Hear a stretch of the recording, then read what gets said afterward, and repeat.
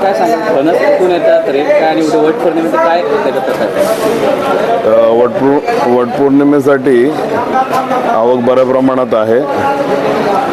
एक 40 ते 50 गाड्यांची आवक झालेली आहे आणि तामिळनाडूवरून पांडुर्टी आणि पुदुकोटा या 2 ठिकाणावरून येतो तामिळनाडूमधून आणि कर्नाटकमधून मँगलोर आणि हासन शिमोगा या ठिकाणावरून येतो.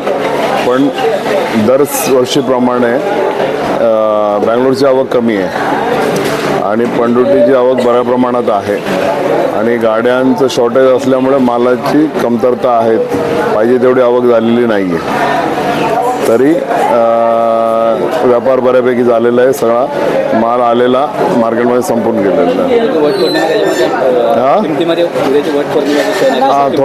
थोडंसं वाढ झालेलं आहे किमतीमध्ये. रेग्युलर रेटपेक्षा थोडंसं गाड्यांचं तिथे शॉर्टेज असल्यामुळे थोडीशी वाढ झालेली आहे.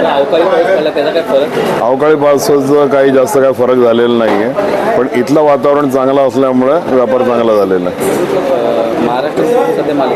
काय म्हणा महाराष्ट्रातून कोकणातून माल येतो पण तो कोकणातला माल इथे चालत नाही. तो बेसिकली लोकल ठिकाणी खाली केले जातात पण त्याच्यामध्ये ते बरखा म्हणून हा प्रकार जास्त येतो. त्याच्यामुळे ते गिराईक जास्त घेत नाही. ह्याच मालाला डिमांड जास्त आहे. आपल्या मार्केटमधून ऑल ओव्हर मुंबईमध्येच माल जास्त आहे. जिथे महाराष्ट्रीयन वस्ती जास्त आहे तिकडे याची खप जास्त आहे कारण या वटपौर्णिमा जास्त करून महाराष्ट्रीयन लोकच साजरी करतात. मणिकुमार अंबाडी.